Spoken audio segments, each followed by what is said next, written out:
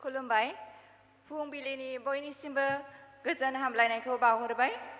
आं खन्थाइखौ थोंजोङै आवरायनो लाबाय खन्थाइनि मुं जिउआ बिदिनो जिउनि खारथाया बिदिनो सानफामानि सान होसोनानैबो समा आन्दायहोयो सिगां फारसे आगान सुरनायाव खोन्दोसे खोन्दोनै बाबेनलांनाय जिउनि बुब्लियाव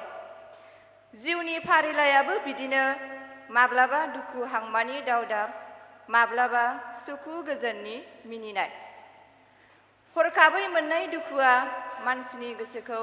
थेर बेथेर खालामो हरखाबै मोननाय सुखुआबो अखा मोफ्लामनाय बायदि दान्दिसेल'